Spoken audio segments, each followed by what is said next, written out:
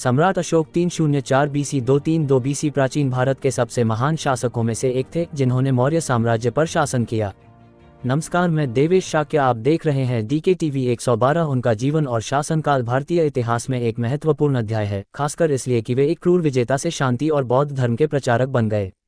प्रारंभिक जीवन। अशोक का जन्म 304 BC में पाटलिपुत्र, आधुनिक पटना, बिहार में हुआ था। वे मौर्य वंश के संस्थापक चंद्रगुप्त मौर्य के पौत्र और सम्राट बिंदुसार के पुत्र थे। उनकी माता का नाम विभिन्न स्रोतों में अलग अलग बताया जाता है, लेकिन सामान्य रूप से उन्हें धर्म या सुभद्रांगी के रूप में जाना जाता है।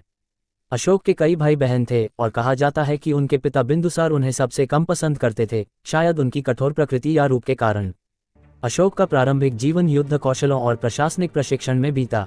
वे एक कुशल योद्धा थे और अपने पिता के शासनकाल में कई सैन्य अभियानों में शामिल हुए। उनकी बहादुरी और रणनीतिक कौशल ने उन्हें शाही परिवार में महत्वपूर्ण स्थान दिलाया।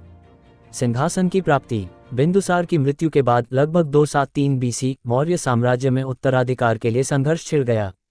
अशोक ने 269 BC में औपचारिक रूप से मौर्य साम्राज्य के सम्राट के रूप में राज्याभिषेक करवाया। प्रारंभिक शासन और कलिंग युद्ध। अशोक के शासन के शुरुआती वर्ष आक्रामक विस्तार और सैन्य विजयों से भरे थे। उनका सबसे प्रसिद्ध और निर्णायक युद्ध था कलिंग युद्ध 261 BC। कलिंग, आधुनिक ओडिशा, एक शक्तिशाली और स्वतंत्र राज्य था जिसे मौर्य साम्राज्य में मिलाने के लिए अशोक ने आक्रमण किया। इस युद्ध में भयंकर रक्तपात हुआ। अशोक के अपने अभिलेखों के अनुसार लगभग 1 लाख लोग मारे गए, 1,50,000 लोग घायल हुए और अनगिनत लोग बेघर हो गए। हालांकि अशोक ने यह युद्ध जीत लिया, लेकिन इसके परिणामस्वरूप हुई तबाही और मानवीय पीड़ा ने उनके जीवन को बदल दिया। कलिंग युद्ध के बाद वे हिंसा और युद्ध से विमुख हो गए। इस घटना ने उन्हें बौद्ध धर्म की ओर प्रेरित किया। बौद्ध धर्म की ओर परिवर्तन। कलिंग युद्ध के बाद अशोक ने बौद्ध धर्म को अपनाया। ऐसा माना जाता है कि बौद्ध भिक्षु उपगुप्त ने उन्हें इस मार्ग पर चलने के लिए प्रेरित किया। अशोक ने बौद्ध धर्म के सिद्धांतों अहिंसा, करुणा और शांति को अपने जीवन और शासन का आधार बनाया। उन्होंने अपने साम्राज्य में बौद्ध धर्म के प्रचार प्रसार के लिए व्यापक प्रयास किए, लेकिन साथ ही अन्य धर्मों के प्रति भी सहिष्णुता दिखाए। शासन और सुधार। अशोक का शासनकाल उनके सुधारों और जनकल्याणकारी नीतियों के लिए प्रसिद्ध है। उन्होंने अपने साम्राज्य को एकजुट करने और प्रजा की भलाई के लिए कई कदम उठाए। अशोक के शिलालेख। अशोक ने अपने साम्राज्य भर में शिलालेख, स्तंभ और चट्टानों पर स्थापित किए, जिनमें उनकी नीतियों, धार्मिक विचारों और नैतिक संदेशों का उल्लेख है। ये शिलालेख प्राकृत भाषा में ब्राह्मी लिपि में लिखे गए थे और आज भी इतिहासकारों के लिए महत्वपूर्ण स्रोत हैं। धम्म नीति। अशोक ने धर्म की नीति लागू की, जिसमें नैतिकता, सहिष्णुता, पर्यावरण संरक्षण और प्रजा के कल्याण पर जोर दिया गया। यह नीति किसी एक धर्म तक सीमित नहीं थी, बल्कि सभी धर्मों के सार्वभौमिक मूल्यों को बढ़ावा देती थी। सामाजिक सुधार। उन्होंने दास प्रथा को कम करने, महिलाओं के अधिकारों को बढ़ावा देने और चिकित्सा सुविधाओं को बेहतर करने के प्रयास किए। सड़कों, कुओं और विश्रामगृहों का निर्माण भी उनके शासन की विशेषता थी।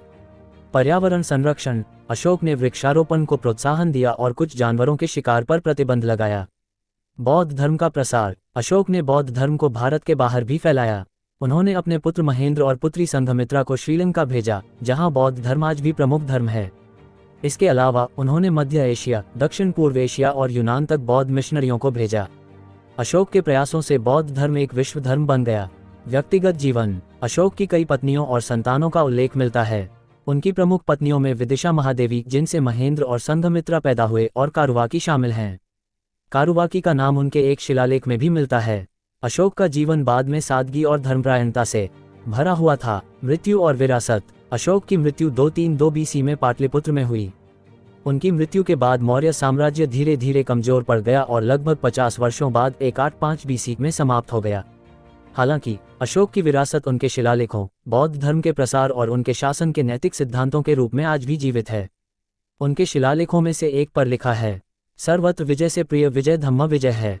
यह उनके जीवन के परिवर्तन और शांति के प्रति समर्पण को दर्शाता है। निष्कर्ष। अशोक को महान इसलिए कहा जाता है क्योंकि उन्होंने युद्ध और हिंसा को त्याग कर मानवता और शांति का मार्ग चुना। उनका शासनकाल न केवल भारत बल्कि विश्व इतिहास में एक अनूठा उदाहरण है, जहां एक शासक ने सत्ता के बजाय नैतिकता को प्राथमिकता दी। आज भी उनके प्रतीक अशोक चक्र को भारत के राष्ट्रीय ध्वज में देखा जा सकता है। अशोक महान की वीरगाथा कैसी लगे कमेंट करें और वीडियो को शेयर करें। फिर मिलते हैं मुझे वीडियो में।